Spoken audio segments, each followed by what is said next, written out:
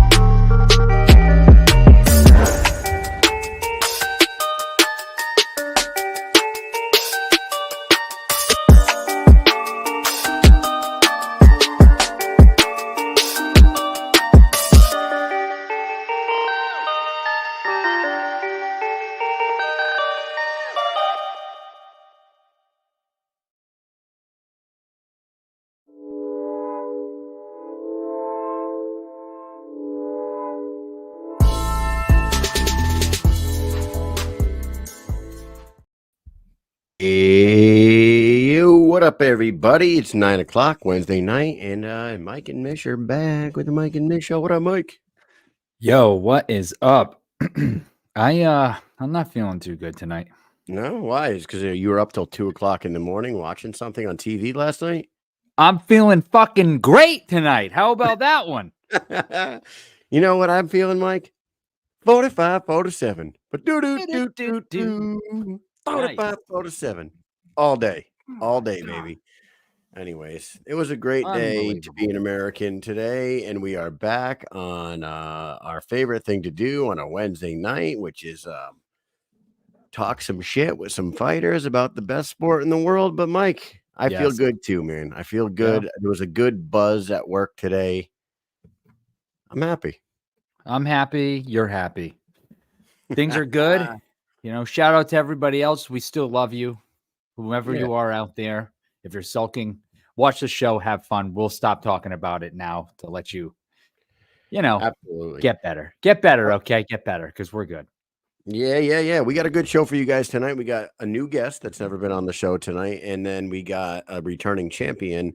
Our third guest of the evening, as you guys saw on the graphic for the show, there was 3 people, right? We had Jonno Chipchase, who's going to come on first, and I cannot wait to talk to him because he's got a really crazy, interesting background story. Awesome fighter, and as you all have known, if you're a fan of the sport, he is 3-0 with 3 knockouts in the BKFC right now, in the BKFC UK right now. So excited to talk to him. Then we were going to talk to Roberto Armas, but Roberto Armas, when we booked him, he didn't realize that his travel plans have him flying at the exact time that this show was coming on. So So Roberto offered to do the show from the airplane Wi-Fi, Mike. Yes. And you and I and everybody else that watches this show knows that trying to do this show on airplane Wi-Fi is the worst fucking idea on the planet. It'll be and awful. I said, dude, don't even worry about it. I know you're going to be in Montana. How about you just jump on the show tomorrow instead? And he said, yeah, let's do that. Good plan, because fucking airplane Wi-Fi is dookie. Yeah, I don't think that the airplane Wi-Fi would be a good idea. It would be awful. It would be dropping out. It'd be crazy, and everyone would be suffering. We don't want to ruin this. And We're he'd gonna be get on the positive. plane at night, flying with people around him, like with their fucking lights off, trying to sleep and shit. And he'd be like talking to us on his phone, unless he went to the shitter, and then he's gonna clog up the shitter, talking to us on an airplane bath. You know what I mean? It was just like we were about to join the Mile High Club with Roberto, and I did not want to do that. Fuck that shit. Yeah, it's risky. It's risky. It's risky. But our third guest of the evening is the reigning, defending featherweight champion in the BKFC, the undefeated 6-0, fucking seeming to be unstoppable fighter right now, who will be taking on his toughest opponent to date, I believe. And that is nothing against any of his other opponents, but Jimmie Rivera has just been there and done that with the top of the top of the top throughout his career. And his run so far in the BKFC have been against a bunch of fucking killers. So this is going to be a tough task. We will talk to King Kai Stewart later on tonight. What do you think about that, Mike? Oh, I think it's fantastic.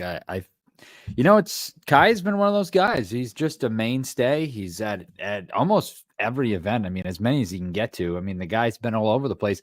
I remember when it was like, hey, let's look at this, the division, right? There was nobody in his division. It was him, Rusty Crowder, and John Lee Chalbeck. You remember that? That was it. And then There was like 3 people in the whole division. For a brief moment in time, Johnny Bedford announced that he was moving up to 145, but then something happened with the 135-pound. Dat left. So Johnny Bedford went back to 135 and fought for the vacant title. Remember that? Like Bedford was about to be up in that featherweight division to like add a little more life to it, but there really wasn't anything going on. Now it's one of the hottest divisions in the entire sport for sure, man. That top 5. I think I've actually said this on the show before. I think that's the only division that you could legit make a top 10. Yeah, there's a lot of fighters, a lot of good fighters in there. The division's grown immensely since the beginning of time. The beginning of time. One thing that division does for themselves, and Kai does it just as good as anybody else. Brian Duran does it. HD does it. They market themselves well. I would like to see Brandon Allen market himself a little better. I would like to see James Brown get a little more personality, which he does say some things when he gets a mic in front of him, but he doesn't post much to social media. Yeah. Brandon Allen just fucking disappears for like weeks at a time. I don't know. He's one of the top 5 best in the division for 2-3 years straight now, but you never hear anything from him. I would like to have him, but those 3 guys that I mentioned, Kai, HD, and Brian Duran, they've marketed themselves fucking great. Like everybody in the BKFC fandom knows who they are. Jimmie Rivera is Jimmie Rivera. If Daniel Strauss continues to fight in there, he doesn't really have to market himself either. He can just live off his name there. It's an awesome division, dude, for sure.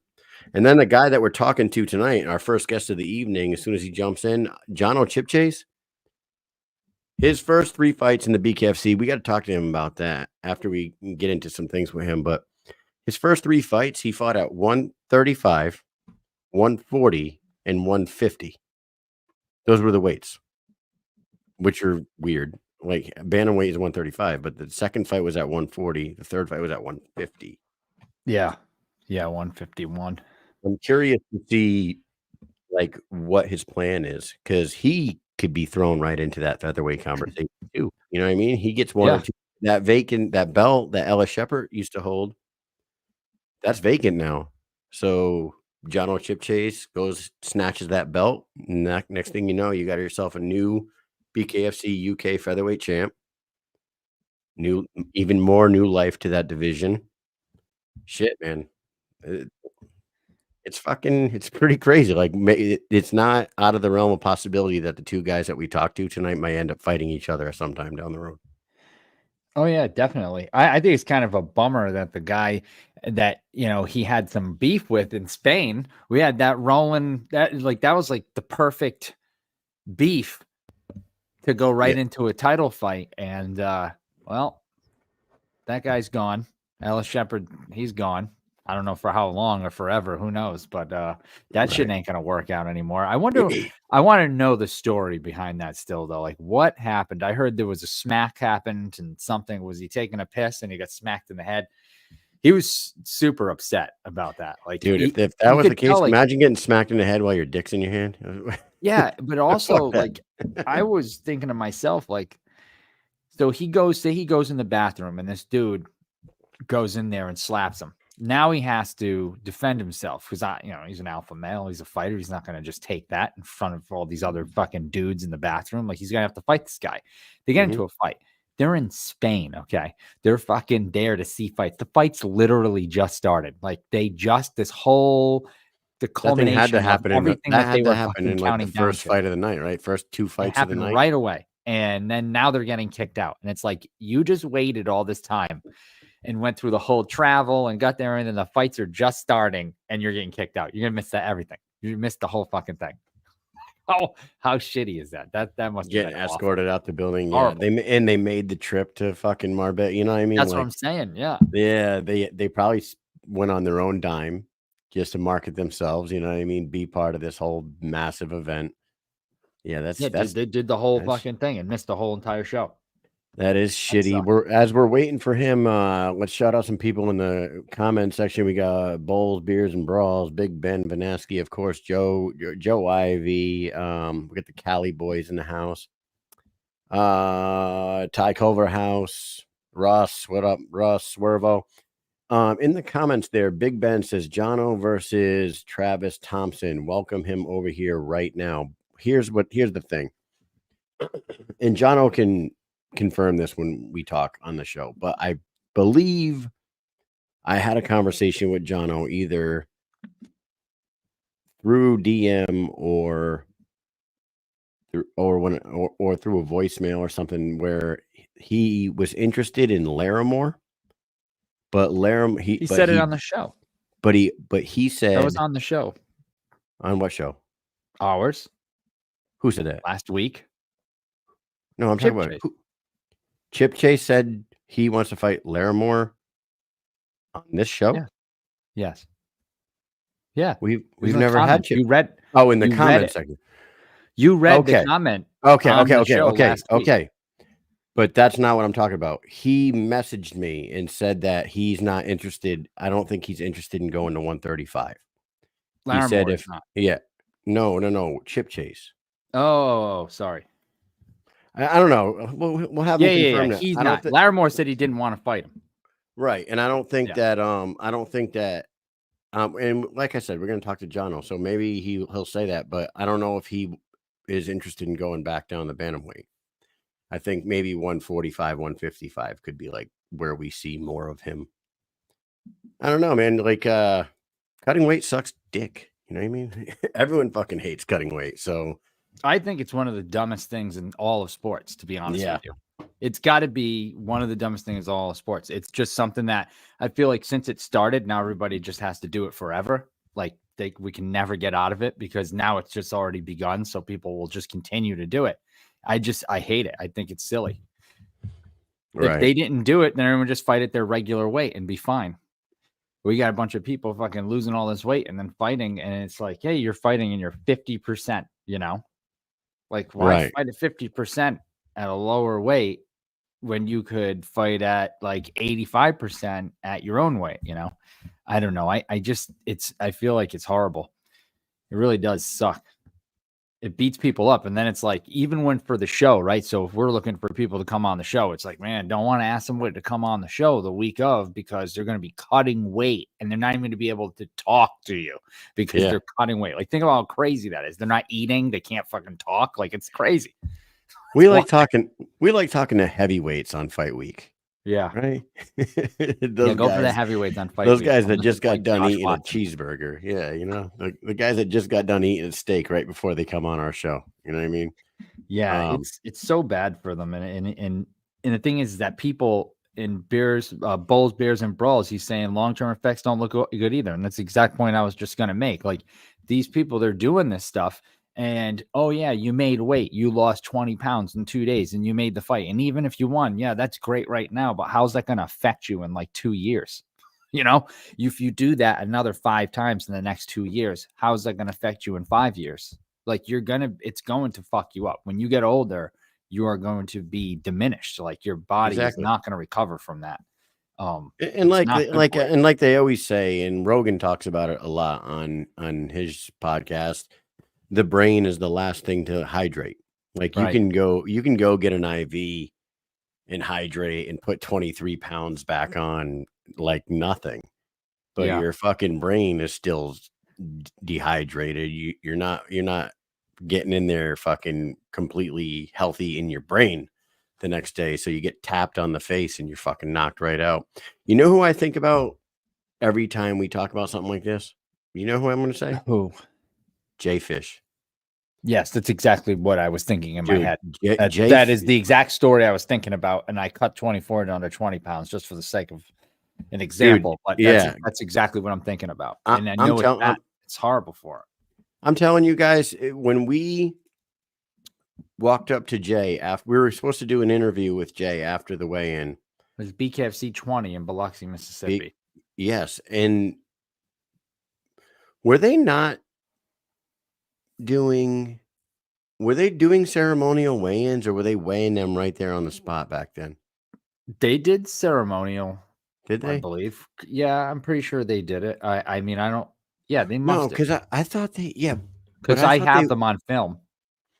Yeah, I have every single one of those guys on film from that event.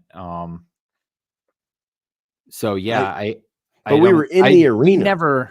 In the arena, they did it in the arena, but I feel like they did it in the morning too. Oh, because when we talked to him in the arena, I think they like weighed him off to the side first, and then they went up on stage, because when he couldn't put a sentence together. He was mumbling, like incoherent, almost sounded drunk when he was talking. We were like, dude, 24, a pound an hour, basically 24 hours, 24 pounds. That's bad. Not good. But then we talked to him the next day, and this is where it gets back to like your brain's not rehydrated. We talked to him the next day. He had put 25 pounds back on. He was like eating an ice cream cone when we were talking to him. He's like, I feel 100% better. I feel good to go. I'm good to go. And he did seem good to go. He seemed fine. He seemed rehydrated. He seemed good. And then that night he went in there. That was against Quentin Henry, right? Yes. Yep. Yeah. Quentin Henry. And he hung in there for a little bit and ended up. He caught the jab. Was that when he caught that jab? Yeah. And I think he finished him in the first round, right? Or did he make it? Yeah, I believe so. But the thing is, I feel like he would have done better if not for that cut. Like, it definitely affected him. There's no doubt about it. You could just tell. And I'm sure he'll admit the same. Like, it just sucks. Everybody knows it sucks. Some people do it better than others. The people who stay close to their weight and cut a few pounds, that's one thing. Like, yeah, if you can keep the discipline and like having a diet and you stay around a certain weight and then you gain your weight back. But like, you know how it is. People just do it. I mean, remember Conor McGregor. McGregor would be cutting way down and he would just obliterate everybody, but his face was so drawn out. You know, you can only do that for so long. You can't keep doing that forever. It's dangerous. Extreme. It's extreme. But, you know who's an anomaly? So his entire career, there was points in time where Jose Aldo would have a hard time making 145. Mm-hmm. And like people were like, he needs to stop cutting to 145 and just fucking move up. You know what I mean? And then he decides, I'm not fighting at 145 anymore. I'm going to go down to 135. And then he starts making that cut look easier than it used to be for him to cut to 145. He's definitely an anomaly because that's not normal. Yeah. Nobody decides to stop fighting in the division they're in and drop. You know what I mean? They always go up. So it's crazy. But hey, we're waiting on Jonno, and he acknowledged the invite a little while ago, and I haven't heard from him yet. But while we're waiting on him, we got Kai coming on, but this DAZN card this weekend, Mike. Yeah. I'm gonna fucking we'll skip over the prelims right now, but first fight of the night, Roberto Armas versus Louie Lopez. Fantastic, right? And then after that, you got Dallas Davison versus the Terminator Torres. Yeah. Second fight of the night. You got Leo Bercier, who is just an absolute fucking hammer of a human, going in there against Drew Nolan. The what does he call himself? The hard body? Hard body. Hard body Nolan. I don't know. Like, listen, I don't know him well. We've talked to him. I do like him. I think he's a super nice guy. But I'm gonna call it a gimmick. He can fucking come at me if he wants to. Maybe it's not a gimmick, but I The feel like Ultimate it's a Warrior gimmick. thing that he's doing? No. Just the fact that he has this like persona where he's like the best. You know what I mean? He's the best. He's God's gift. He's like the best of everything. Like, you never read his posts and see what he puts up. I know what you mean. I think it's Hilarious. fantastic. I love it. I love it. Yeah, that's It really fucking cracks crazy. me up. Dude, then Scott Roberts, we had him on last week. Super Mad confident. The Mad Poet was like, I'm 100% confident that I will be the guy to knock Bryant Atchison down. Everybody that knows Bryant Atchison he is a fucking monster. He is. He is a fucking humongous 205-pound guy. I don't understand how he's 205 pounds. And he might be one of those guys that cuts to 205 and then walks in there at 225 the next night. Like, because he is a massive human. I mean, they got him at 6'2", 205, and he could be all of that, but he's just a beast. Then you got our boy Brandon Allen coming back, fighting Timmy Mason. He had a nice knockout out in Sturgis. Yep. This card's fantastic, dude. I don't know the guy that Trinidad Snake's fighting, but Trinidad Snake is the #1 contender in that fucking division. I know it. No real news about, like, no noise about him fighting on this card at all, to be honest with you. But the #1 contender in the BKFC welterweight division is fighting in the feature bout on this card. Zach Jusola. I don't even. Jusola. Jusola, I don't know much about him, but he's fighting Trinidad Snake. Jusola does have quite a bit of MMA experience, 14-9. Eagle FC, King of the Cage. So I don't know him, but he does have a lot of experience. And then Julian, Let Me Bang, Julian Night Train, Julian Hellboy. You know, I don't know how many nicknames I could pull out of my fucking brain here that he's had in the past, but Julian Let Me Bang Bro is getting in there against Alfredo Angulo in the co-main event. This card just keeps getting better. And then that main event, Jimmie Rivera and Kai Stewart. Good Lord, Mike. Thoughts on this card? I think the card is fantastic. It is the second card airing on DAZN. I am going to shift to talking about DAZN here because there was some talk the other day. I saw it in the Only, I think it was in the Only Hands group, and it was basically asking people what they think about DAZN. And that group represents, right? I feel like the people who are in Only Hands represent the hardcore fans group, right? So a lot of the hardcore fans are the ones that are voting on anything that's going on in that group for the most part. Yeah. It seems as though not a lot of them like it. So, well, I would be curious to know what the numbers are for like casual fans, because I know like BKFC, they've got their fans, and it's not like snub your fans that have been around, right?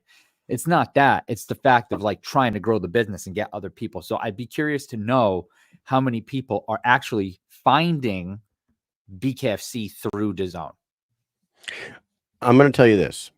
I signed into DAZN yesterday or the day before, right? Finally signed up because I didn't have to sign up for DAZN for the Marbella one because we were at the Marbella one. So I just finally got around to fucking subscribing. The $12.99 thing's gone, just so you guys all know. But right now, DAZN is doing some like holiday special. It's $9.99 a month, and you can just buy a year for $9.99 a month. So everybody that bought it for $12.99 a month ago, sorry, you could have saved $3 fucking if you did it now. Anyways, I signed in, I got in there, and I think I can confirm that one of the gripes that I read is that you can't rewatch the entire event. Really? No, you cannot. You can watch a like highlight video of the event, but I could not find where you can actually find the full event. So that is annoying as fuck. If that's real, I could just be too stupid, but I was searching all through there and like I pulled up the BKFC shit up. I pulled up the Marbella event. I clicked on what would seem to be the actual event. Yeah. And it is a highlight reel of the event. And there, I could not find the event anywhere. Oh, that's messed up. I feel like that is definitely something that I am going to take a little note on here, and I'm going to try to dive into that a little bit because another not thing, that I feel like I've got power to like be like, hey, why don't you do this? But I feel like if it's brought up to the right people, they'll probably agree. Like, oh, wait, you can't go back and watch the fights. Hold on a second. Let's talk. Let's find this out. Let's bring it up in a meeting at least. And because I would think that they would agree that if you're going to pay to see the fights, like if you have the app, you should be able to watch it multiple times. The history. If you don't have DAZN, you're not going to watch any of the DAZN cards live, and you're not going to be able to see them on the app afterwards either. So that means like if you don't see it live on Friday or Saturday night, whenever it airs, that you can't watch the show ever again until like way in the future when they decide to like finally add it onto the app or something. That's kind of crazy to me. I feel like you can do it with other sports. I don't know why they wouldn't do it with this. Maybe it's just an accident, oversight somehow. You know? Yeah. When you click on the event, if you go to the event, you go to the event replay and you click on it. It is a 10-minute long video, 12-minute long video. Oh, but what I was going to say is, I don't know if it has something to do with the DAZN deal, but the BKFC app has absolutely sucked the last two events. I will fucking say it. BKFC can get mad at me if they want, but that fucking app gave me so many problems. The rewinding thing? Yes, it keeps jumping back, and it wouldn't let me jump back forward. I had to close the app completely out, go back, open the app back up, open the event back up, but I would start watching the fight again, and then all of a sudden it would bounce back like three fights. Yeah, it would go back, right. Yeah, and that was happening to me. We had drill, and we were going to watch it at the barracks, and I was also at a restaurant, and I was trying to watch it, and I was wondering what was going on because I would drag it to where I wanted it to be, and then it would go back again. And I was bullshit, like, what dude. the hell is going on with this thing? That is some fucked up glitch in the system there, because imagine Big Ben just said it right there. I was going to say, imagine running a watch party, like, right? You got 40, 50 people there, 60 people there at the bar watching the watch party.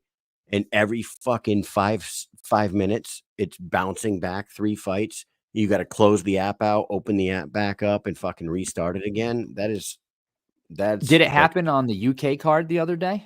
Yes, it did. Okay, I didn't watch the UK. So card it happened. live. It happened that the last 2 cards, it did the exact same thing both times. And I'm pretty sure that me and Ben were texting each other during that UK card, and Ben was like, "Is the app acting fucking stupid with you again?" I said, "Yep, doing the exact same shit." Yeah. Well, there's a couple of notes. It's worth addressing. I'll just write it and be like, "Hey, I know you guys probably heard this, but these are the things that people are not excited about right now." Right. I'm sure they'll fix it. Why wouldn't they? So, but the mayor is on it. Kind of hard to. It's hard to get into it though when it was rewinding because I couldn't get back to the position where I needed to be, and then at that point, like 2-minute rounds go by really fast. So, like if you miss part of the round and try to get to it and have to back out and come back in, you've missed half a round or more at that point. It's and you're at a range with a bunch of soldiers that you're trying to sell the product that we cover to a bunch of people that have never watched this fucking sport sport before, right? That's what you're doing. Same thing that Ben's doing with the watch party. Same thing that we do with the watch party at the Mohegan Sun. When you're trying to sell this product to a new crop of people that could potentially become diehards like we want them to be, it's hard to get them into it when they keep fucking falling off. You know what I mean? I was fucking annoyed. Super annoyed. Yeah, I watched the replay of the UK event and it played perfectly fine. So watching a replay of the event, so watching it live is glitchy. Watching a replay is fine. Has to be something with that live stream. Something's going on there. Something's going on there.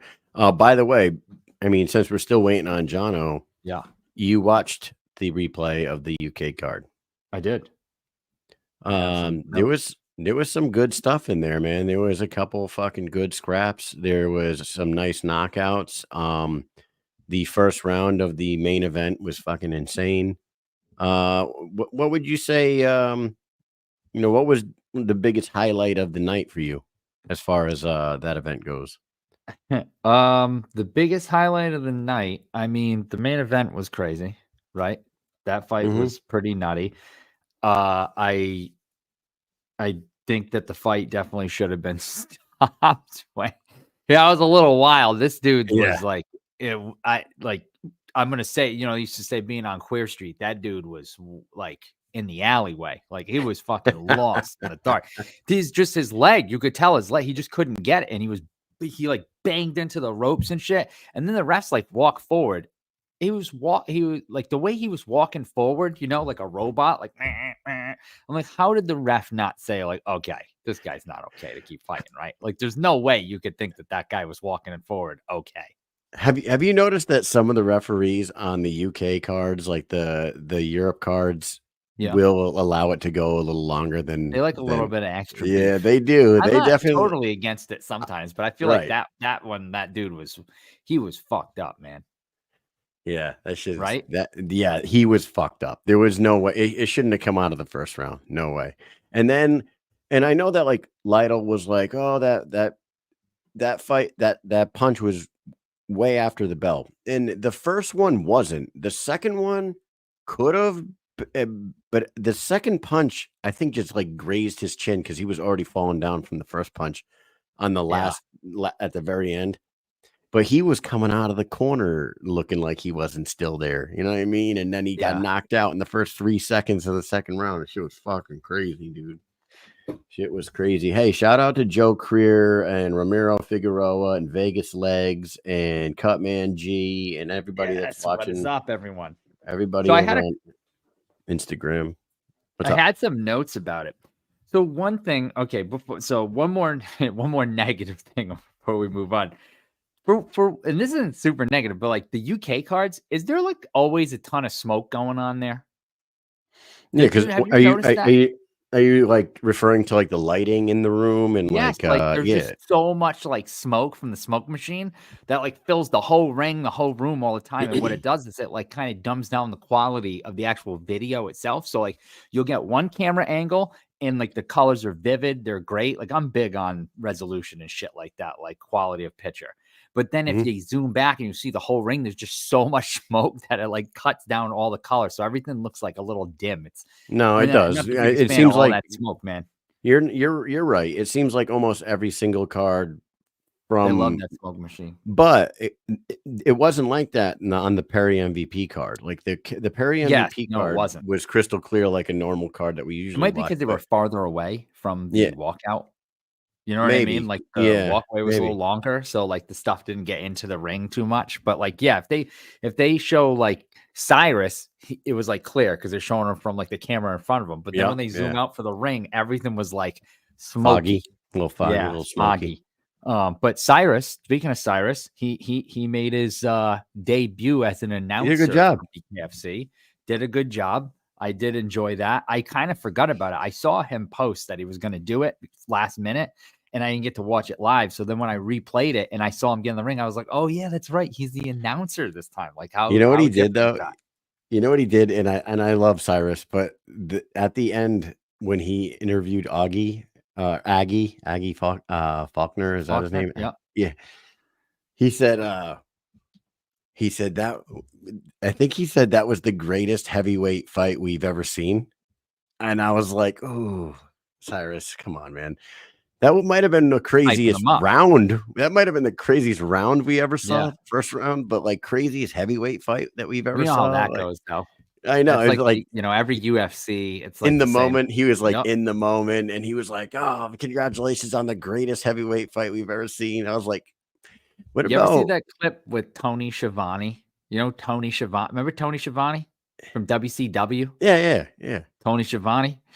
I think it was him. It was him and like the announcers, and there's like a clip on YouTube when every single one was like, this is the best event in the The history greatest fight of the ever. sport. Yeah, this is Yeah. going to be the greatest event ever put together on earth. You know, like every Every single single event. time. There's like a compilation of like him Yeah. saying that in every single event for years. It's the funniest thing ever. No, Tony it was Schiavone. cool. Yeah, it was. I mean, he did a great job, I thought. I mean, Jeff Houston is definitely like energy to Yeah, 11 every time Jeff he's Houston on is there. like he's but like one of like, I don't know, 5 in the world that, announcers in the world that like just are the way he is, and that's all he focuses on like all the yeah. time. His whole life is focusing on doing that thing, you know. W- Yeah, I thought he did a great job. I did enjoy the walkout, and I'm gonna hopefully say his name right. Was Wucherik? What was his walkout? Remind me. He first of all, he comes out and he's eating like a donut or something. I don't know if it was a crumpet or if it was a donut, but that was Crumpet. but he came out dancing. I don't know And if he I danced all the remember. way to the ring. Then he got in the ring and he was dancing and shit. And he was Was he eating. still? And Chris Lytle was like just so focused on how he got the food. He was like, I don't even know how he got the food. They don't even let you have food. I couldn't eat. That would never even be able to eat before I fought. Like he was like perplexed on how this guy got food before he got into the ring, which is a good point, because when we go to the events, most of the time, and I don't know, maybe it's different in the UK. Maybe they handed this dude some food, but you aren't even allowed to have a Gatorade in the back. Right. It's You water can have only. water only. That's Yep. it.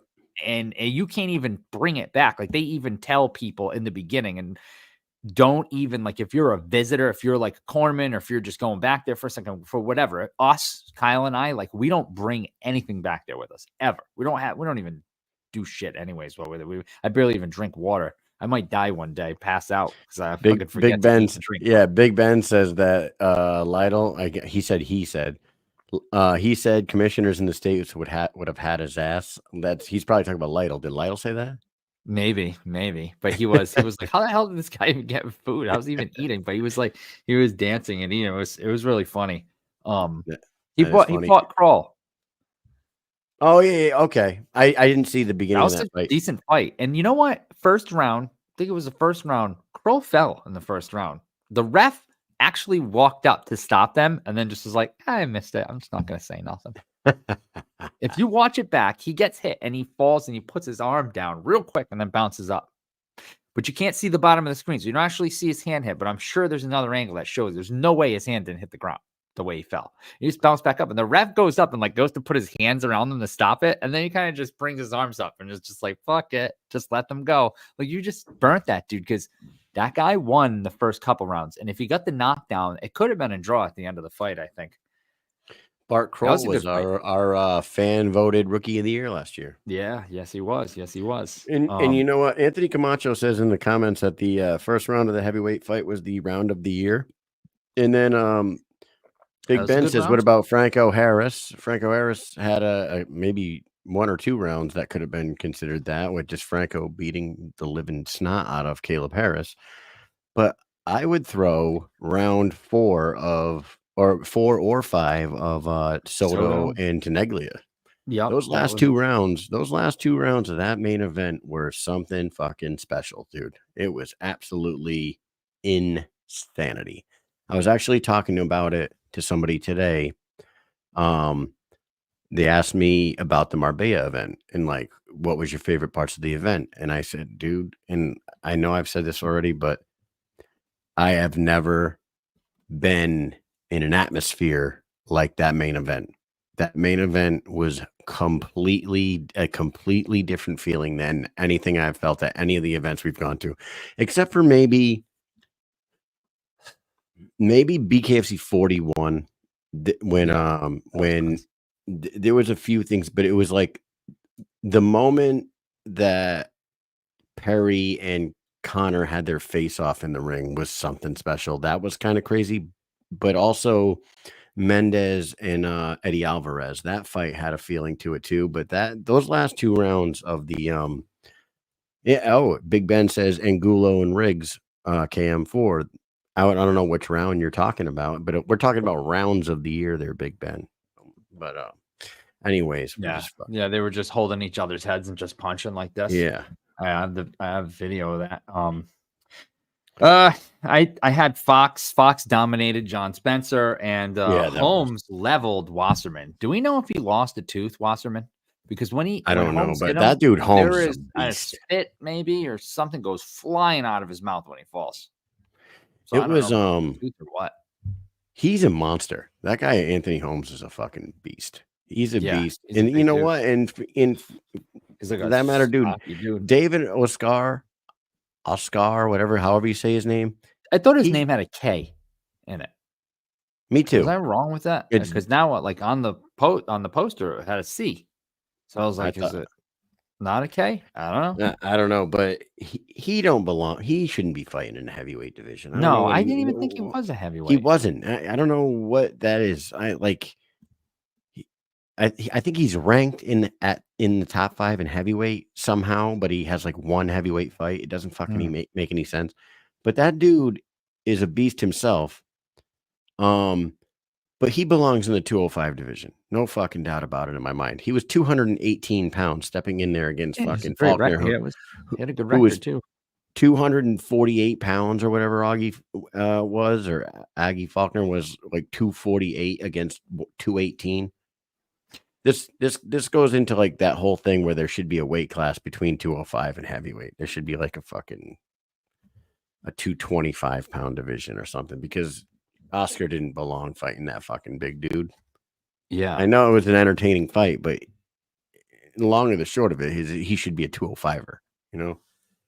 And yeah. I mean that happens. These guys, they jump around, and sometimes it just doesn't work for them. You know, like he does well, but like, see, yeah, look, Camacho wrote Oskar, and yeah, I Oscar. always remember seeing Oskar. But now, if you go on BoxRec, it's Oscar on the thing. Is this the Mandela thing? Is this the Mandela effect? Or do we all remember it being a K, but now it's a C? Like, what is this? No, I think it was Am a I going K, dude. crazy It was here? a car, and his name was And it was the DAW, right? Bernstein Bears, not the Bernstein Bears, too. It was But I stand corrected. DAWID, right? DAWID. Yeah, but I just typed that in and it won't come up. Hmm. Yes, I know. That's what I'm saying. I don't know what's I going mean, on here. obviously, I'm losing my mind. Oscar got the offer to fight for a title. Obviously, Yeah, he's it going to was. accept it. You know what I mean? He's going to accept the fight for a title. He's not going to be like, "Nah, I'm a 205, or I'm not going to fight for a title." Fucking, he's an alpha male, and he's going to say, "Yeah, I'll fight for that title, and I'll fucking win it." But then he steps in there against a guy who's 35 pounds fucking bigger than him that can throw hammers, and you're like, they look like they're not even in the same weight class. You know what I mean? Yeah. Speaking of that, Cruiser. I can't wait to talk to Roberto Armas tomorrow night, because for those who just tuning in, Roberto was supposed to be on tonight and he's rescheduled for tomorrow. I can't wait to see the size difference between him and Louie, because Louie's a big boy. And this fight is at 145, which Roberto is a 135er. You know what I mean? And he's going to go up to 145 and fight Louie Lopez, who's about 4 inches bigger than him. And probably got a pretty significant reach. I can't wait to see Big Ben. I don't know about Jonno, man. He may have fallen asleep. You guys got to understand that it's 2:40 in the morning where he's at. This is why we usually don't have anybody from the UK on, because of the time difference. It's like 2 o'clock in the morning, 3 o'clock in the morning right now. So you ask people to stay up or wake up, and it's like, if they fall back asleep, then what? You see how many voicemails I got from him today? Yeah. 1, 2, 3, 4, 5 different voicemails of him confirming time and like letting me know he's going to be here. King Kai Stewart will be on very shortly. Yeah, he's going to be here very shortly, and then we're gonna we'll talk to Jonno some other time. He seems, maybe he's a little sleepy. Yeah. So we have an announcement to make, and we did put it out on the Kyle shared it with everybody. We have a t-shirt. The Grunt Style Mike and Mish collab is here. We are collecting money for shirts right now. So if you are interested, maybe you can scan these right now, depending on how you're watching this. But t-shirts, small to 2XL, $25 each, long sleeve, small to 2XL, $30 each, and the same sizes for hoodies, $50 each. This is the color that we're starting with. We're going to get more colors to like moving into the future. But for now, this is what we got because we went straight Army with this, and that was our first. For Ty Culverhouse, he's asking for bigger sizes. They can do a 3XL, and I think it's on that flyer. Does it say it on here? Yeah, 3XL available, $2 more per. That's the biggest it can go. I don't know if that is what Grunt Style told us. So I don't know if they go over 3XL. So the price is there. Just add $2 more to that. And if you guys can't scan the QR codes or whatever, just message me. Just message the Instagram page or message one of us on Facebook, and we can give you all that shit. Venmo, PayPal, Cash App, whatever's the easiest for you. Or if you want to just stuff an envelope full of cash money and send it to us Mafia style, you can do that too. Right, Mike? The hoodies are pullover hoodies. And so the like Mike said, we started with the Army color for now because that's our background, and we're going to be able to distribute them out to our troops and let them represent us while they're on duty. We got fucking approval from some commanders and all that shit. So we're doing that right now, but there's definitely going to be other colors coming. We were talking, I was messaging back and forth with them yesterday, and they said they could do a real, it's not black and it's not gray, it's like a darker gray color. Like a and smoke, they said that like a smoke or like a I think she called it like charcoal gray or something. Yeah. Charcoal gray. They're going to do that probably for us next, but yeah, the color's fucking awesome. The Grunt Style, anybody that's worn a Grunt Style shirt, you guys know that they're true to size. Like everyone keeps asking me, like, do they fit tight? Do they fit? How does it fit? Like, yeah, it's like they're a pretty big company. So, do you see the shirt that I had on? This is not a Grunt Style, but this is an extra large, and this is exactly how the extra large fits me. And I'm a 210-pound, 5'9" fucking dude. So base it off of that. If you're 5'9", 210 pounds, you could look like this. You know what I mean, Rick? I know what you mean. You can look like this. Howie says, I couldn't tell you. Nothing fits now. Oh, well, Howie's good for you. He doesn't know what shape he is. Howie one of the shapes. Howie's done an amazing job cutting weight, and he looks like a whole nother person right now. We saw him out in Spain, looking like a fucking dapper Don. Yep. As babies. Always. Angry babies are coming out. Angry babies. That's right. 210-pound goon. Order them shirts. Order them now. We'll be putting in the first official order at the end of this weekend. Yeah, so get your orders in now and be part of the first Grunt Style Mike and Mish collab. Very exciting news. So in a minute, we will be joined by King Kai. Don't get it twisted. Not Hefty Bag, right? Not Hefty Bag. Not the anymore. Outcast. That's gone. Not the Outcast anymore. We've moved on. Kai Stewart, more names than Diddy. Can he be the Outcast, King Kai, Hefty Bag Stewart? Nope. Not so bad with the Outcast and then that, but if he adds in the last thing, it just sounds like it's too much, way too much. Yeah, yeah. It's way too much. Same thing as like I was saying earlier about freaking Julian Lane. He used to be Night Train Lane. Night Train, yeah. Then he was Hellboy. Now he's Let Me Bang. You know what I mean? Yeah, I mean, I think he did the right thing though. He embraced it. He embraced the Let Me Bang, and I think that was a good idea because why not? If you have something that makes you go viral, you need to cling to that because that's just how things work. People if you just stuck with Night Train, like you just went, people would just never remembered that. Like, oh, okay, Night Train. He's known for Let Me Bang. They're like, oh, I know who that is. Let Me Bang, bro. I love that whole clip, dude, because that one guy that like hugs him real tight, and he's like, "Let me bang, bro." He's like, "I'm gonna let you bang. I'm gonna let you bang, bro." Yeah.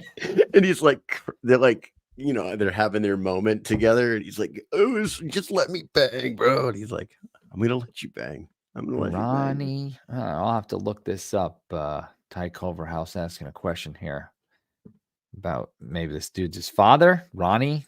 Night Train so Night Train was like an ode to his father. when he was calling himself Julian Night Train Lane. That makes sense. Yeah, remember we used to watch him fight in CS. Dude, wasn't there a football player named Night Train Lane? Am I fucking tripping now? I don't know. I do not know. Where is Kai? I'm gonna text Kai. So listen, like if we go back, let's go back to last week when there was announcement about Brennan Ward, right? Brennan Ward signing with BKFC. Fantastic signing, right?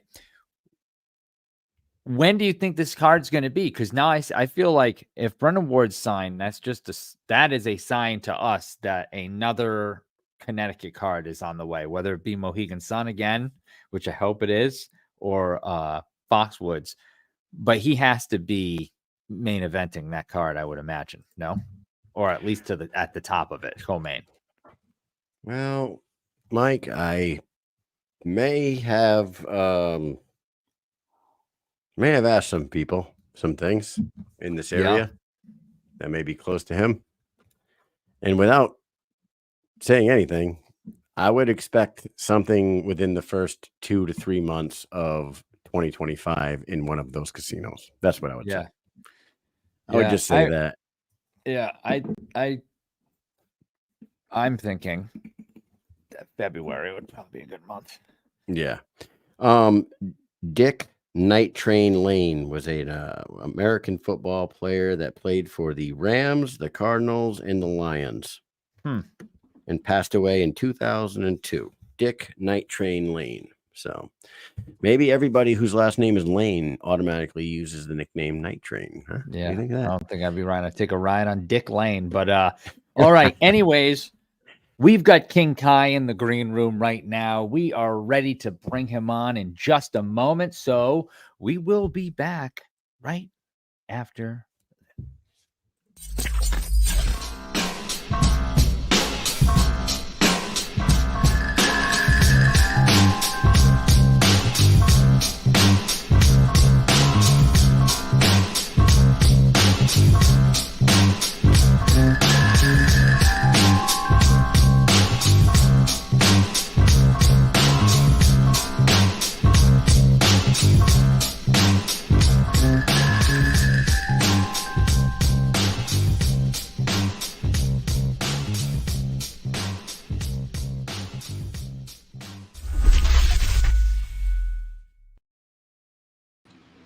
Oh, yo. Would you look at that, King Kai? We have firsthand witnessed the evolution of King Kai Stewart, man. You can see it right there in the photos. How you doing, my friend? Doing good, man. Coming up on our 1 year and 5 months away from Montana, back in Montana, to Billings. Billings is a great place. A lot of support here, bare knuckled. Everybody is excited for the show to come. And now that all that's left to do is to make way, have some good food, and then go win a fight. Hey, Could Kai. you possibly be covering up the phone with your hand or something? Maybe. Can you hear me now? Perfect. Yes, perfect. Yeah, Okay. it was a little muffled. My bad. I was not set up for interviews. Why would I That's all think right. to do interviews during a fight week? But yeah, super proud to be back in Montana. Wouldn't trade it for anything. It's the second DAZN show following up the amazing show out in Marbella. So it's like it's a big honor, but I'm ready to fill these shoes and become BKFC 2.0. So Love it, man. Hey, how far is Billings from Great Falls? 3.5 hours. So you're gonna have a whole fucking army of people out there with you? 3.5 hour drive ain't shit. Every single person in that crowd is rooting for me, unless Jimmie brings his family. It's like I had people like this is a very pro Kai crowd. I sell tickets. I could fill any venue in Montana. So Nice. That must be pretty fucking cool. yeah, it is. The Metro is super special though because it's where I won my high school state titles. So it doesn't get much cooler than that. I get to a trip down memory lane, and we're gonna go have a blast. The Metro is always the biggest time of the year as a high schooler, and in that wrestling, and then Now I always wanted to be a 4-time high school state wrestling champion. That didn't happen. And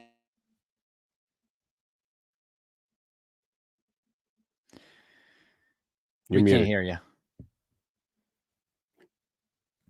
Can't hear you. Hold on. You there? Yeah, he's going to have to. You got to back out, come back in. Yep. Back out. You're going to have to back out and come back in. There we go. Somebody must have texted him. Yeah. Bastards. I'm going to blame it on Thailand. Trying to sabotage. Jonno's fucking trying to sabotage our shit. Yeah, no. It was Thailand. I see you in the comments. What are you doing text messaging Kai while we're talking to him, motherfucker? I know that those boys are going to be out there. You know they're going to be out there. Of course they're going to be out there. That'd be a travesty if they weren't out there. Oh, what the hell happened? You got him? Hey. Now I'm on Do Not Disturb. Why am I acting so new today? You're good now. We can hear you. Yeah, exactly. So cool. Yeah, where was I? Shit. No, you were talking about. Yeah, I won my high school state title here, and it's a pretty cool time. And now it's all it's left to do is go put on a show. I've been evolving this whole fight camp, and it's led up to this moment. This is my time, and I couldn't have asked for a better venue, better place, and better crowd to do it for. Man, and we were talking about this a little earlier tonight, and on top of how incredible your whole division is, right? Like we're giving your division props because you and Duran and HD have done a fantastic job marketing yourselves in that division. Now you got Jimmie Rivera there, and Jimmie fought Daniel Strauss, and like that the division's just fantastic. But I know being the king of this division is really special to me, just because, especially my dominating performances that I put on. I'm in a really cool spot. One of the toughest divisions in the sport, and the deepest divisions, youngest divisions, and we're gonna come out on top every single time. Jimmie's a perfect stylistic clash for me. He's a very, very good person to see really where I'm up against. I do think that, we didn't see the best Jimmie against HD because it was his first fight. We all fought differently in our first fight. Bare knuckles scary. So, I think Jimmie is the most experienced. Well, he for sure is the most experienced, and I do think that he is the toughest opponent that I've had so far. And I do think that I'm going to still make it look easy, just because that's the time, effort, and strategy and work ethic that I put in. You definitely answered a question that I was going to ask you earlier tonight. I was talking about how, and it's not a shot against any of the guys that you have already fought and beat, but you're going against a guy who was a top fiver in the UFC for 5 straight years, fought Pedro Munoz and Peter Yan and fucking Uriah Faber and all these killers, Asensio. He fought all these fucking beasts in the UFC, and he takes all that experience and he brings it over into the BKFC. And since he's been in the BKFC, he's fought HD Davis, Jeremy Stevens, Daniel Strauss. He has not fought a slouch yet. This has to be, and you kind of just said it has to be the biggest challenge of your career so far. Yeah, and I also do vice versa think that I'm the biggest challenge of Jimmie Rivera's career. I do think that for sure I'm the biggest challenge in his bare knuckle career. I do think that I'm on my way to do very, very great things in combat sports. I have a lot to work on and a lot to learn to get to that point. But I think I'm the most athletic, talented guy that he's fought against, and I have not overlooked him at all. A lot of comments have said you're overlooking him. A lot of people are calling him an old man, and he's still 34 years old. There's, most of our organization is world champions of that age. So it's like, come on, respect this legend, give this guy his chance, because he has gotten me out of it. Like, I'm training way harder right now than I was for Duran, and it's simply because that, for one, I've learned so much from the Duran fight, and I'm still growing as a professional athlete, so I can still do more and more and more better every camp. But it's also, this guy is a killer. This guy is a killer, and he's not an easy guy to break. If he even does break, he just, you got to beat him on straight will, and that's what we're gonna do. What do you think it is that you have said or done that makes people think that you're overlooking him? Like you've definitely said some things like calling him little Jimmie and like saying that he ran off to be a cop. You did say those things, but you're also selling a fight. Those comments, although they are talking shit, wouldn't indicate No. that you're overlooking anything. Like, what do you think that you've said or done anything in particular that are making people think that you're overlooking Jimmie Rivera? Well, sometimes I do mention his height, and let's just be honest here. I was the shorter fighter with HD by a bigger margin. So it's like I really don't want to. I don't want to use his height, but just in terms of he was a 135 pounder, and I know that he's grown, he's gotten bigger, but like sitting next to him on the press conference, it's just what I say about his size. I just think that I because I cut a lot of weight because I'm just a big 145er. I just think that I'm gonna overpower him. I think I'm gonna just way faster, stronger. It's in those realms. Like I've never once said that Jimmie Rivera was not the toughest fight that I've ever had. Like I do think that he is the toughest guy that I could have possibly fought in this division, and he brings a lot to the sport. And he's helping build the name King Kai whenever I put him to sleep. So Yeah, to kind of like work off what Kyle was just saying. We were talking earlier about the damn division being three people. When remember it was like Rusty Crowder, you, and John Lee Chalback. That was like the entire division. Everyone's like, are we ever going to make a fight in this division? Because there's nobody here. Like there's nobody to make fights with. yeah. But like from the beginning of your bare knuckle career, then fast forward to your last fight, I feel like you fought totally different in the HD fight and that's how I thought that you were going to fight in your next fight too, because you have the ability to overwhelm your opponents by using some of your wrestling. Just go in there and just gritty, just grinding people out. I figured that's what you would do. It's not what you did. It's not what you did at all. You actually just went toe to toe with Brian Duran, and it definitely it surprised me for sure. I didn't think you were going to do it. So I don't know why anybody would think that now you're going to come in here and not have like a game plan or a strategy that's different than what you've done before, or mixing the two together. It's very odd when you see people say things like, I don't understand it. Yeah. Well, the thing that I love to say is if you're not evolving, you're going to get your ass kicked. And it's just no matter what you're doing, no matter what career you're in, if you're not trying to change the game and do something better, it's going to be a dead end. And that's what, anybody with a passion, anybody with a hobby, you have to change it up. You have to do something different. And that's exactly what I've been doing. And now people are saying that I'm revolutionizing the game of BKFC because I've switched my styles so much. Part of it's I'm just learning how to box. Like I've only been a boxer since 2020, October of 2021. Like I'm not a boxer. Now I'm learning how to box. So I'm just, becoming a better athlete and a better student of the sport. And we're just going to keep getting better. Going back to the Duran fight, was that your original plan, or did you go in there feeling good boxing and then just say, you know what, I'm just going to keep boxing because I feel good right now, and kind of like threw the game plan out the window? Or it was kind of iffy on both. I definitely got comfortable striking, so we saw a lot more just stand and bang, less entries as the fight went on. But I just wanted to close the distance and make him miss his big shots. I knew that he didn't have the cardio as me, so as long as I was making him think and making him make decisions, that's going to waste his energy, and then he was going to go out. So I came out as southpaw. I came out as orthodox. I switch it up every single round. Like, what am I going to do? So I'm just changing. I'm just trying to be different than everybody else. And, we have cues that other teams might not have. And it's just because I have a different fight style. I'm not I've never been in a street fight my entire life. I wasn't a fighter. I don't see red. I don't, it's a competition and a game to me. This is all a game. And going off of what Mike just said, it's got to be making it difficult for these fighters to game plan for you, because you do seem to kind of switch it up every time you go out there.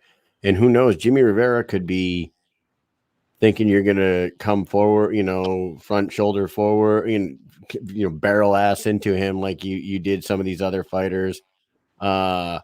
Use your wrestling and your grit, throw the overhand, and then like be planning for that. and then you come out and do a complete opposite thing. It's got to be a pain in the ass for these guys. Maybe that's why you're 6-0, because they can't figure out how to fucking game plan for you, because it's never the same. Yeah, and we're gonna see something completely different this fight. Yeah, and everybody has a plan until they get hit in the face. And as my game plan did change in the Duran fight, just because I was picking him apart and I was really shooting for that knockout. I wanted my knockout bonus, but it wasn't my time for that knockout, and that's why I think that I got a lot of really solid experience from that fight, and I'm gonna be able to put that into this fight. And win, lose, or draw, I have done everything possible to be the best king of the division, king of the BKFC as I can do. From my diet to my training to my strength and conditioning to everything was dialed in, and I'm super proud of what we did. So now all we got to go do is have fun, and if I'm having fun, I'm the most dangerous. So after this, you if you successfully defend your title against Jimmie Rivera, not only have you just defended your title again and remained undefeated at 7-0 now, you just be a fantastic fighter that had this long UFC career. So do you move, what do you do from there? Because you've said a few things in the past. You said you were very interested in the Marbella main event with Tony Soto and Franco Tenaglia. You've flirted with the idea of going up to 155 and fighting some guys there. What is the plan for you? Or are you going to try to jump on some of these international shows and go into Italy and fight in a Coliseum out there, or get to fucking Dublin and fight in front of Connor and his people out there? What's the idea? That's they always ask you, they ask you the question after the fight, and I never know what I'm going to say, and I never know. I know what I want to do, and I have a vision, and I have to earn this vision, and I do think that I'm going to sleep Jimmie Rivera, and I'm going to get a chance to call my shot for 155, and then we take it day by day from there, because I do think that now that we have overseas guys at 145, there's more to our division. I've literally everybody that has had top 5 wins and top 5 good fights, I beat them all. And then I respect to Brandon Allen, but he's got to be tested. So maybe we put him against an overseas guy. Give Brand it's just he hasn't fought anybody in the top 5 to earn a shot. And honestly, he has a very, very tough opponent in Timmy Mason. And I really hope he's not overlooking Timmy Mason, because Timmy Mason's a dog. So I do think that Brandon was silly to take that fight. Why aren't you taking another top 5 fight, bro? And because it's if he wins, he beats a 1-1. That does nothing. If he loses, he's out of title contention instantly, forever. So he's got a lot on his plate, and we'll see about timelines as well. But in the end, I'm the king of the BKFC, so the BKFC has a plan for me, and I'm gonna do a lot of what I want, but a lot of what of what they say as well. And 155, I do think, is what's next. And one more thing on top of that, you're 24 years old, right? You're very young, and you have told us in the past, on past episodes and past interviews, that you would go to the UFC at some point, or you would the goal in life was to make it to the UFC and fight in the UFC. Is that still the goal now that Connor is part owner here, and BKFC is the number 2 behind UFC now? I think BKFC has surpassed PFL and ONE and all them other companies. And glove boxing is only interesting when Jake Paul's fighting. So boxing's kind of fallen to 3rd or 4th place now. So is that still the end game for you? Or now that it's blowing up the way it is, Connor's on board, are you thinking that this is more of a long-term career for you? This is where I'm going to be. And I don't, that's why I'm only 24. My body is definitely still growing. That's why I don't want to put all my, I could clean this 145-pound division out, or I can go make big money and at 155. And I've basically already I've cleaned out all the poster childs, everybody they thought were going to beat me, and I think they're leaning on Lil Jim beating me to maybe fight in Philly as well. But it's just, come on, bro, you guys, it's my time and I'm young. So I don't want to go to the UFC, but I do want to keep the door open. I want to make sure that whenever Sean O'Malley wants to, actually prove that I suck, and once he wants to fight me, I don't want him to be able to say no. If he doesn't want to come to bare knuckle, I'll come fight MMA. If he doesn't want to come to 145, I'll come to 135. Like, the ball's entirely in his court, and with BKFC, with Connor, with Dave Feldman, we're going to get that fight and we're going to beat his ass. So it's going to be I have a lot of plans, but we just got to get there. So I do think that Lil Jim goes to sleep. I get the 155-pound belt. Sugar Sean O'Malley fight. Let's go. Confidence is not lacking in Kai Stewart ever. And now we'll say, that is just something that people love and hate about you. You know what I mean? It is what it is. Let me ask you about on the MMA side of the house. Like, you are definitely a bare knuckle fighter right now, but you are a state champion wrestler and a college wrestler. Do you train jiu-jitsu as well, or do you do anything other than wrestling and boxing? I stay active as much as I can. I'll spar here and there with shin guards and everything, because I don't want to lose anything. So you're but kicking I'm also, too. Yeah, but I Okay. also not a lot. I honestly would just want to save myself, but I do enough to just make sure I still got it, because I do think opportunity is going to call. I am bare knuckle. I do not want bare knuckle to think that I would turn my back on them for a second, but I do think that a crossover fight would be massive against O'Malley and I. So I want to keep that door open. I want to keep training, and I want to make sure that no matter when, where, what time, however, I want to be ready. So I wrestle a lot more than I do everything else, but I do add everything in there. And, my striking alone has gotten so much better. So it was the missing piece. So yeah, I don't have a lot of kicks, but I can check kicks. I can fake. I can do my thing. So, yeah, we're still training. I want to be well-rounded, but mostly wrestling and boxing. Nice. So when is the Forged Irish Stout sponsorship going? Where is it? What's going on here? Well, I posted the proper number 12 video, and that was pretty cool. Connor collabed it within 4 minutes of me posting it. And that was just like my camera guy that loves doing commercial type stuff. He just said, "Hey, I'm bored. Do you want to do one with me?" And I said, "Sure." And Connor collabed, and it got 807,000 views. So, I'm really hoping after this fight, whenever I solidify myself as BKFC 2.0, I hope that maybe I can have a sit down with Connor Feldman. Let's try to do something big, because I'm that guy, and it's time to I want to be promoted, and I want to be the guy for BKFC for a long time. People are going to remember King Kai Stewart. Yeah, that video of you guys drinking at Sturgis, I felt like that was like the perfect point. And then, like, I don't know, he has a lot of good things to say about you. He's promoting the sport more and more. He was just in the UK, which it shouldn't have surprised me, but it did. It surprised me. I saw him there. I was like, oh, I didn't expect him to be at the UK card, and he was there. He showed up there. So anytime he's around, he's showing up to all these events, which is fantastic. It's would you ever have imagined this? Like, I don't even know, like, even just a year ago, I still would never imagine that he was going to sign with the company. Obviously he went to 41. You were at 41. That was a blast that night.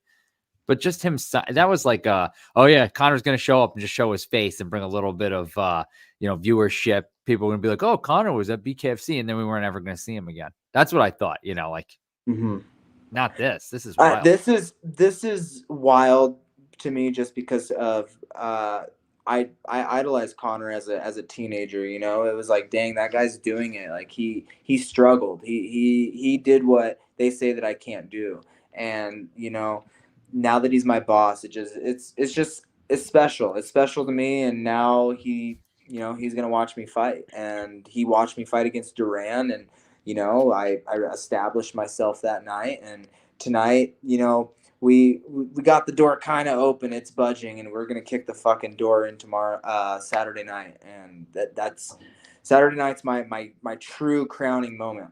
This is my chance. Man, and you know what? And who knows? Maybe he shows up out there. I don't know, because it's a DAZN card. I know it's Montana, and Dublin to Montana is quite a journey, but when you have your own private jet, I don't think you give two fucks about how long that's the a nice, journey is. comfortable- You just comfortable take, you know, I, just drink. that would be amazing. I've told myself he's not coming. If Conor McGregor comes, like that'll be a dream come true. But business as usual. And then after the fight, I would love to have a conversation because I'm gonna make this look really, really, really, really smooth and really good. And this is what I built to do. Even though I didn't grow up thinking I'm gonna be a bare knuckle fighter. I didn't even know this. It's been 3 years and 1 month on fight night whenever I really truly thought I was going to be a bare knuckle fighter. And it's crazy that I've gotten to this point. And I'm just grateful. I'm playing on free time now because I've won 3 belts. I've achieved what a lot of people wish they could in terms of their goals. And like, and that's a lot to be grateful for. So now it's just, I get to have fun, become as good as possible and see what we can do. This will be you just said 3 years and 1 month. This will be your 7th fight. Mm-hmm. Do you think that's active enough? Or would you like to fight more? Because there are guys like, Lorenzo Hunt that for a while there, he's fighting 4 or 5 times a year. That's why he's got 13 fights under his fucking belt right now. But is 7 just right? You feel, or would you like to be a little more active? Bare knuckle's dangerous, and honestly, you can't rush greatness. And Okay.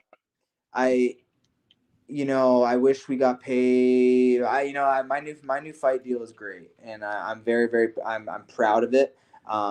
But if I was fighting more times a year, I'd hope that we got paid a little bit more, even just because like bare knuckle fights are dangerous. So 2 times a year is pretty cool, and it's if opportunity presented itself, like really fun locations, fun fights, then more would be necessary. The route that I've been on thus far has been pretty good. Like I've really liked this.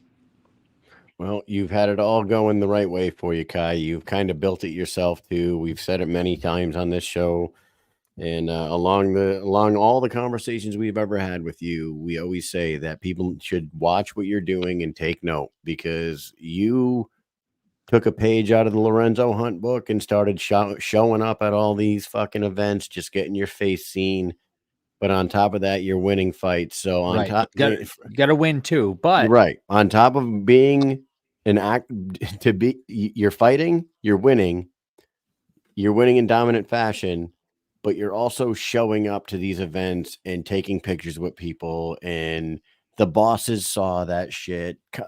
Feldman always gives you the time of day when he sees you. Yeah. You're doing the right thing. And for everybody else that's out there, I was talking about your division, and I did mention how you, Duran, and HD have done great for yourselves marketing. Mm-hmm. But these other guys you mentioned, Brandon Allen, we like Brandon. We think he's a good fighter. He's a great talent. But Brandon doesn't market himself on social media. He doesn't fucking really do anything to help build his brand. And unfortunately, this day and age, you need to get yourself seen. You kind of got to help yourself before they help you out. You need to help yourself. It's hard and cutthroat. The fighting is tough, and getting yourself to these points. But now that we're opening up to the whole grand world of things, there's people over in my division that have a ton more followers than me that look pretty tough. So I can't wait to see how. I can't wait to fight some overseas guys, some people from outside of America, and really, really.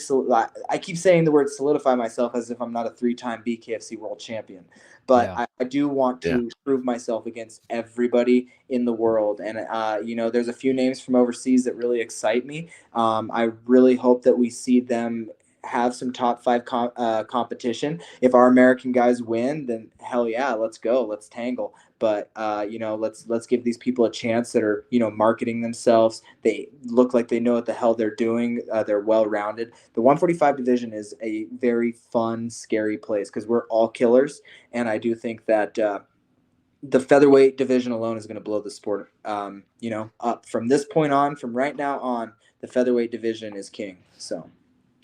And we were supposed to have Jonno Chipchase on tonight, and I don't know if you know who he is, but he is a 43-fight Muay Thai pro veteran, 43-fight veteran Muay Thai pro.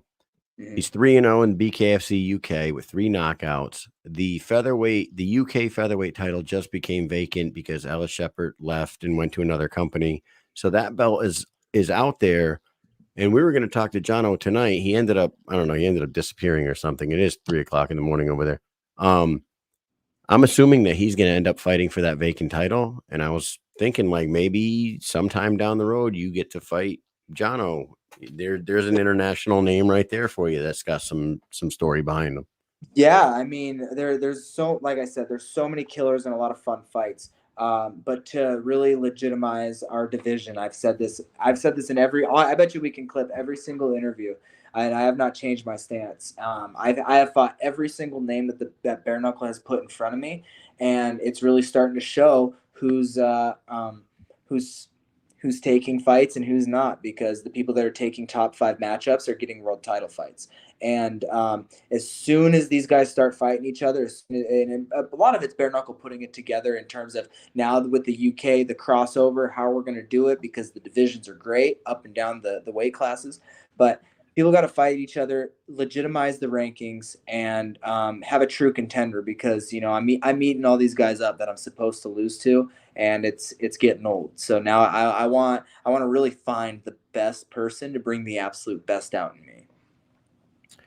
Well, Kai, you've done it. You've done it all the way up to this point. You've been doing the right thing all along. Saturday night's a huge opportunity for you. Biggest name you've ever had in front of you, and a huge challenge.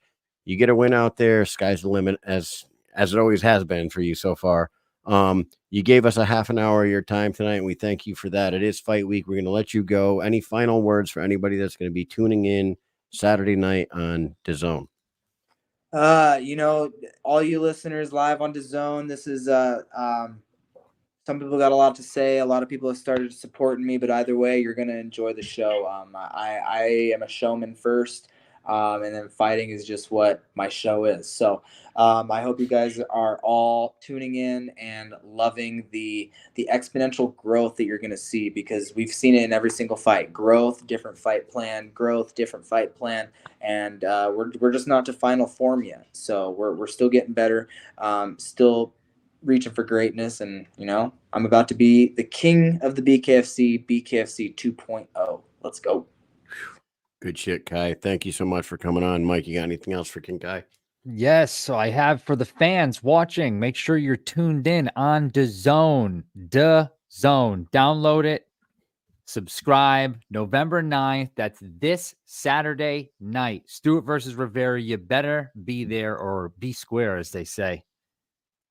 Jimmie's a square.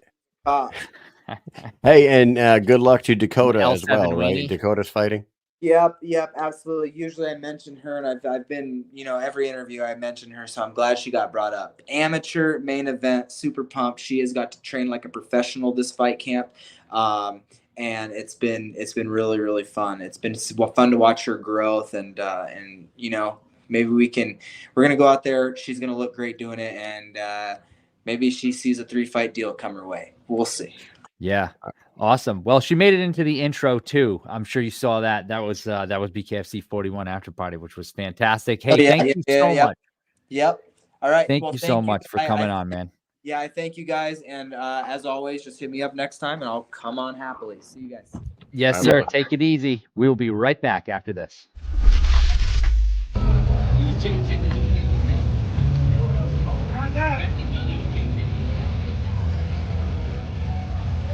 Yo, any last words? I don't know why you guys Good morning, you, sir. Have you ever done one? I gotta go.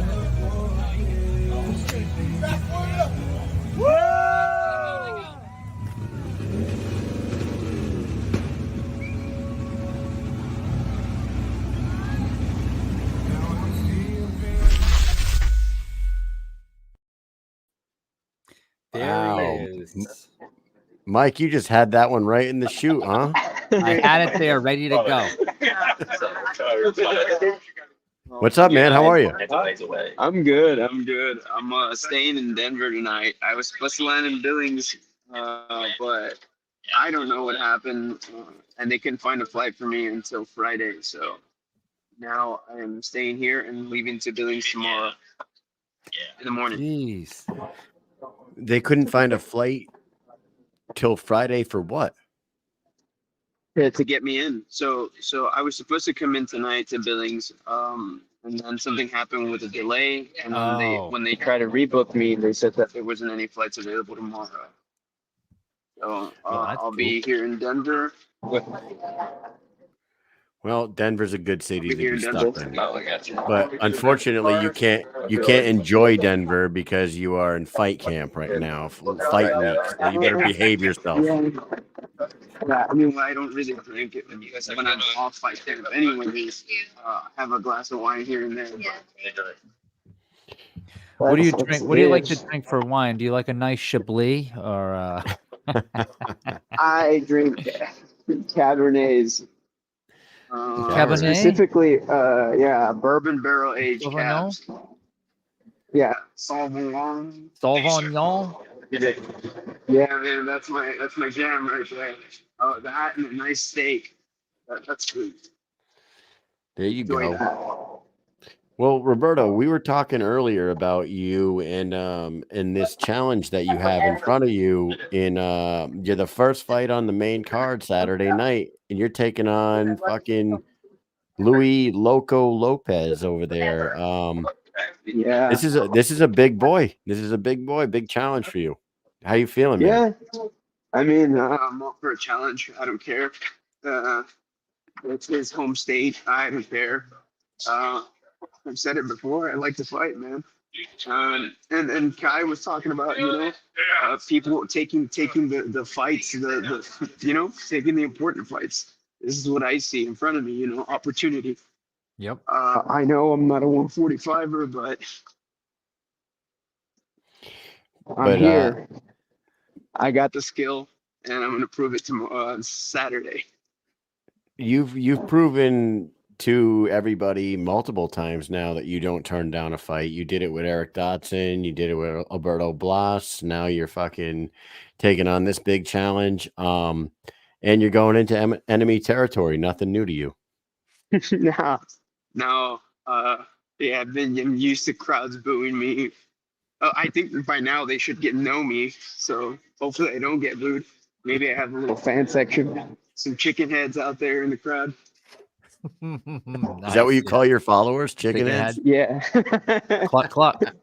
The chicken heads out there. They're going to be running wild on Montana. Oh, man. Nothing wrong with a bunch of chicken heads running wild. That is funny, dude. Hey, there's aliens in that. Isn't there like secret passageways in that airport? Do you know about this? I heard about that. I heard that there's like an underground tunnel. So whenever Donald Trump starts World War III, we can just go hide underneath the Denver airport. But just the elite, though. I don't know if that's going to be included in. There's like all sorts of different like steins, I guess, all over that place, and that they spent a whole bunch of money, on the like they got so many millions of dollars to do it, but like all this money like went missing or some crazy. There was like $40 million in undocumented construction that went on in that fucking airport, and they believe that the $40 million of construction happened underground. Yeah. No, I've heard about that. I think it was. I'm a very big conspiracy theorist. I just like hearing it and seeing what people have to say. So I'm pretty sure I saw like a whole ass documentary on it and how the paintings have some weird shit on there. Yeah, there's like secret messages in the paintings and stuff. We were trying to figure that shit out when we were in the airport. Yeah, you're there overnight. Are you there overnight? Where are you staying at a hotel or what are you doing? Yeah, I'm staying at a hotel. I'm actually gonna hang out with Dylan Schulte right now. Dylan's coming to pick me up. Oh, nice. Oh, that's why cool. Why don't you call up Chris Camozzi and Whitney Johns and hang out with them for the evening? That's right. They are like an hour out of the airport area. I don't know. I think you're worth it. Chris is big time now. He's got a belt. I don't know if he's got time for the little people. Oh man, he's not a chicken head. I thought no. He's got a chicken head shirt. I don't know. We gotta ask him if he's a chicken head. We'll see if he wears his shirt this Saturday. Nice. He's You're not in the gonna- chat, right? He's not gonna see. No. You're going to hang out with Dylan Schulte. And Schulte, Yeah, did he's gonna pick me up when we grab some food. Schulte has fought Louie Lopez in the past. Are you guys gonna? Yeah, gonna Schulte has. discuss some Louie? That fight, him and Louie had like a Nah. fight of the year, That was good. That was a good contender, man. That was a great fight between those two guys. It was a good fight. It was a good fight, and I mean, they pay attention. I watch a lot of film study, and I know people change and people have some habits. So I'm very adaptable to that, you know. Although I look young, I'm 36 years old, and I've been a part of boxing for a long time. So it's very easy for me to pick up. Like my coaches didn't have to tell me. I'll pick up stuff during the ring, during the fight, and I'll adjust by myself. So like I said, I'm kind of ready for anything that they toss at me. Love it, man. What does a win over Louie Lopez do for you on Saturday? Like, you are a 135er normally. This is at 145. You're fighting a top 5 145er, a big guy who has fought for the title in the past. You get a win over Louie. Where do you see yourself going from there? Man, I got life ahead of me, dude. Like I fight sometimes because I had to over the past couple of years, but overall, like I've got other stuff that I'm just kind of looking at. So whenever an opportunity to fight somebody else, I'm willing to take it, and I don't care what division it is. You know what I mean? If it sounds like a fun fight, then I'm here for the fans. Yeah, and you know what? You always put on a show, win, lose, or draw. And out in Sturgis, we had a blast in your last fight. You went out there, you smacked around fucking Shady Grady a little bit. He kept getting up. You kept knocking him down. You kept knocking him down. You kept getting up. It was fucking crazy. You got the finish. And then we had a good time afterwards at the after party, man. That was a lot of fun. That was a It was blast. a lot of fun. Yeah, I have a lot of good picks from that event. Yeah, I'm excited to be on the first the zone card in the States. So I mean, I thought that was pretty cool. That is awesome. I didn't know if this was going to be a numbered event or not, and then I saw I was going to be on the zone. So, you know, I'm kind of looking forward to that. I've never been to Billings, Montana, or Montana in general. So I always like to, you know, sightsee and look around and see what the culture has to offer within the States. You know. Yeah, well, do you know the Weekly Bus guys? Yeah. So those guys live out there. They could probably show you some good places to eat, I bet. That's probably who I would ask, them or Kai Stewart or someone like that, because all of them live out that way. Yeah, I don't know what. See, so in my dumb brain, I think like, oh, Montana, nothing's going on out there. It's just wide open, just like nothing. There's nothing there. Well, I'm sure there's some really cool stuff to see out there. Like, what is there anything like you're really looking forward to? Like, have you done some research?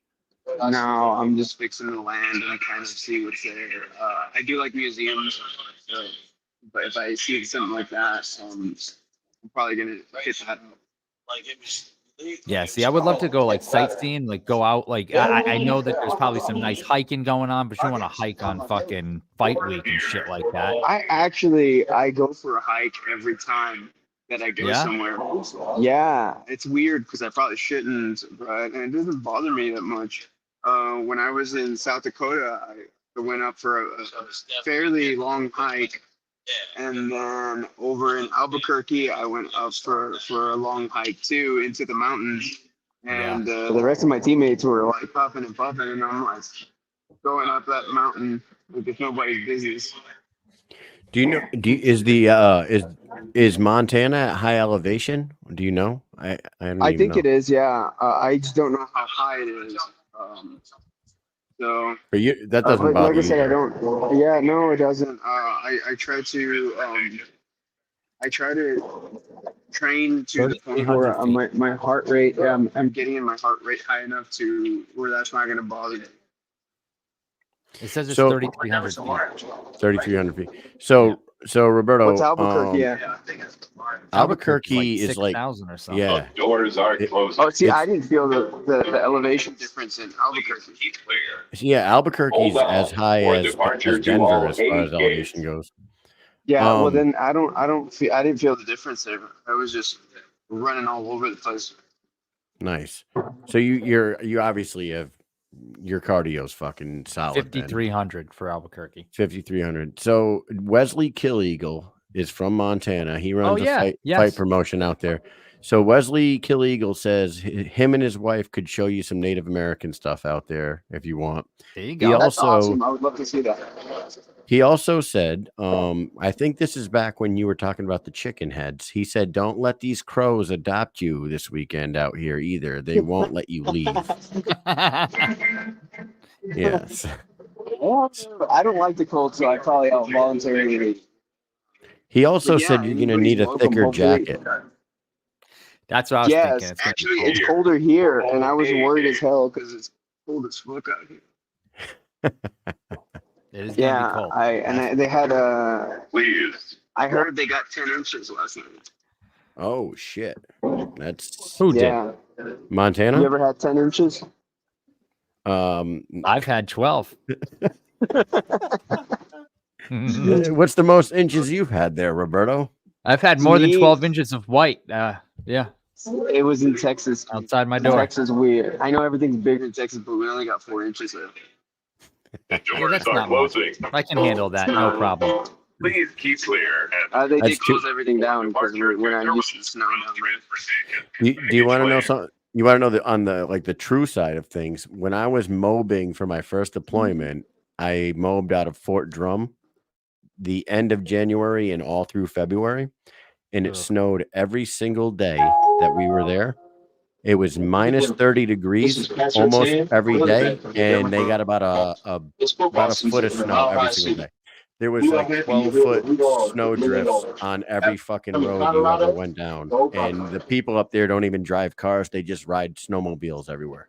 It's fucking Horrendous. ridiculous. I hated every second of it. That sounds terrible. It Yeah, does that's suck. Afghanistan terrible. was pretty Oh my cool, God, it man. sounds so I bad. used to. We are approaching the terminal. Afghanistan You're was probably approaching the like terminal right 20 to 10. Yeah, 20 to 10 degrees in Afghanistan when I was there in the winter. And then I was in Kyrgyzstan, and Kyrgyzstan was negative 10, and we had to work outside the way.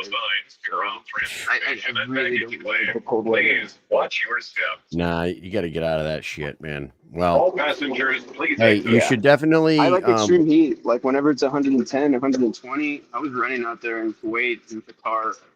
That stuff doesn't bother me at all. See, that's why you can fight at all these elevations and not have a problem, because you've been in the fucking shittiest of fucking areas in the world and just dealt with that shit. Yeah, and just running I know around. what you mean, dude. Yeah, I mean, one of you- the things that like I've always like followed on. So I read a lot of books, and then I had David Goggins where he pushes himself through like extreme temperatures and extreme runs, and it kind of gets him in the mindset. So for me, like I try to do that. So when a fight does come, that's like it's 15 minutes of nothing that I don't normally put myself through. So Do you do ice baths and stuff? no, man, I don't. No. I wish I had. I don't know. Maybe we need one at the gym. I recently started doing them like right at the beginning of the summer, and I would get the water to about 45 degrees and do like 6 to 10 minutes in it a couple times a week. It was like the best fucking thing I could ever do for myself. I swear to God, I wish I'd been doing it for years. You should try that shit out, man. Yeah, I mean, I've done it before. I've done an ice bath before, and I read a little bit about like what Wim Hof and what he does, and the whole to control like your breathing and the way your body is intaking the oxygen and how you can stay in the cold longer. But I just haven't done it. So Nice. extreme heat though, I'll do that. I'll run with a sweater when it's hot outside. Sweater and a beanie. The extreme heat, yeah. Yeah. So before we let you go tonight, we do need to talk about this fight with Louie Lopez. And Louie's a brawler. He always has been kind of a brawler, and you saw him fight Dylan Schulte in that one. That was just a straight up fucking slugfest the entire time. There wasn't too much technique going on with Louie in that fight. Even with his fight against HD Davis when he beat HD due to the cut, he was just kind of like humming wild fucking shots at Howard. When you was keeping the pressure on him. right, when you watch film on Louie and you watch his fights and you're thinking about fighting a guy like that, what are your thoughts on Louie and how do you see the fight going with you, given that he's going to have a height and reach advantage over you, and he is a bit of a wild fighter and you're more of a technical fighter? Well, I mean, whenever you have a wild fighter, you have to, keep your composure. I think that's one of the most important things. But after that, techniques is always supersedes any wild fighter. You have to be like a matador, and I don't foresee it like being bad for me. I just don't. I don't know. Grady was supposed to be a wild fighter, but we see how that happened. Right. Yeah. So and I mean, I can brawl. I don't have an issue with that. I used to, coming up in the MMA world, the smallest guy in my gym when I first started was about 170 pounds. So I was standing and banging with big dudes. So I don't know. It's easy for me to brawl too. I just don't like doing it as much anymore, especially with bare knuckle. It's just different. You can't take that damage that you can with a boxing. It's just not the same. Yeah.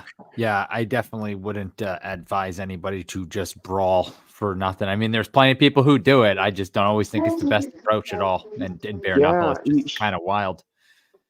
Yeah, it is. I mean, different people approach it different ways. You know what I mean? And it works out for them.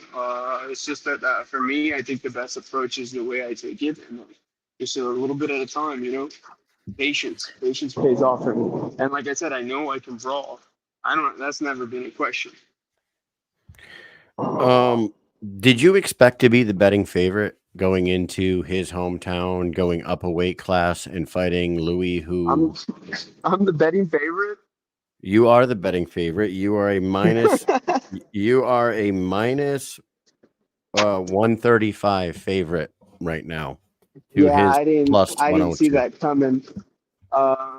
I didn't see that coming. Because nothing against, and this is not a shot against you at all.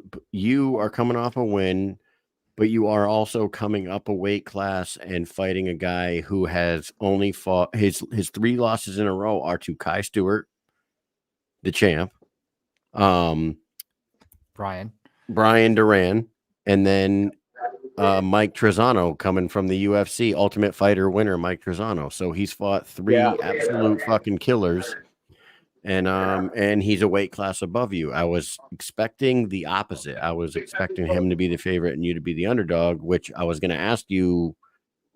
You're used to that shit. You are probably you were probably the underdog against Dodson. You were probably underdog against Blas, I would imagine, but you're the favorite now. So what do you think about that? Yeah. I don't know. I don't know what to tell people. I kind of like having them lose money. So that's just wild, dude. Good for you. If you want them to lose money, you got to throw the fight then. Yeah, I should start walking with a limp or something so they change the odds. Nah, man. Just throw them a curveball. Hey, we wish we can be out there and see you fight live. Me and Mike have never been to Montana for one of these events. If we were going to get to a Montana event, one in Billings on DAZN probably would have been a good one to get to, but unfortunately we couldn't make it out there. We can't be there live, but we will be watching, and we'll be rooting you both on for a good fight, good scrap. You guys start the night off for us. So I'm kind of excited about that. I like that. When I was first told about this fight, I was like, I wonder where they're gonna put us in the card. And then I started seeing all these announcements of who's showing up, and what is it? The Ferro, that dude from Cali. And Big Julian Bolo. Lane, that's going to be a fucking banger. Obviously, Kai Stewart and Jimmie's going to be a good fight. There's just a lot of good fights in the card. I'm excited, and I love starting off the fucking show. It's one of my favorite things to do. I love it, man. You go ahead Kind and of fucking warm up that crowd, get them going, set the tone. and get them cheering. Yeah, set the tone. You gotta set the tone, man. A good banger sets the tone for the night. I always think back to when Mike and I were we were in Birmingham, Alabama, Roberto, and the first few fights of the night just kind of stunk. They didn't do anything for the crowd. And then Zach Kalmus and Bobo O'Bannon fucking threw down, and those two guys saved the night. Because from at that fight on, it was fucking energy to 11 for the rest of the night, and that's something that you guys could do for the fucking Billings crowd with that opening fight on the main card. That's something we're gonna do. That's something we're gonna do. Like I said, when I took this fight, all respect to Louie, you know, that was for me. It was like, it's gonna be a great fucking fight. Let's fucking do this. We wish you the best of luck, my friend. Smith Brothers is in the comment section saying that they just landed in Billings. How come he couldn't get you on that same flight that he's on right now there, Roberto? He came from the tropics. He came from Florida. That son of a bitch. All right. Well, hey, we don't want to keep you. You go ahead and get yourself to wherever you're staying for the night. Have fun tonight with Dylan Schulte, and best of luck on Saturday. Any final words to those who are going to be tuning in on DAZN on Saturday night? Hey guys, I appreciate you guys, all the support that you guys show for Bare Knuckle, for the enthusiasm in the fights, and man, like I said, this is just a fucking great opportunity, and I'm happy to be fighting for you guys. And that's what I'm here for, you know, for your fucking entertainment. God damn it! His phone's freezing up.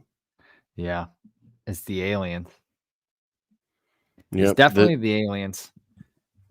The aliens are scrambling his signal. Yep. If he jumps back in here, we do have to tell him. There he is. Hey, we lost you for a second there. Alien. Hey, before we let you go, you should try to get in touch with Wesley Kill Eagle. Wesley, message him on Instagram, and then you guys can do some sightseeing together or something out there in Montana. That's very cool of him. I gotta go. Yes, sir. I love you guys. I'll see you. Hey, love you, buddy. We'll see you later. Take it easy. Mike, congratulations, Mike. For what? Taking the 12-incher, or what are you talking about? No, I talked to him earlier today. Oh, okay. Thank you, man. I appreciate it. I'll see you guys.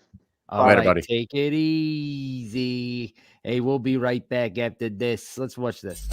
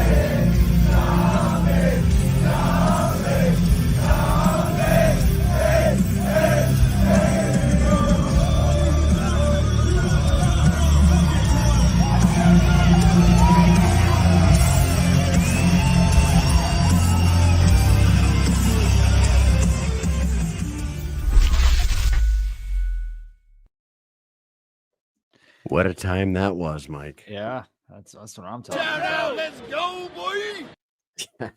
Shout out, let's go, boy. Kevin's in the comments. He's in the video, you know?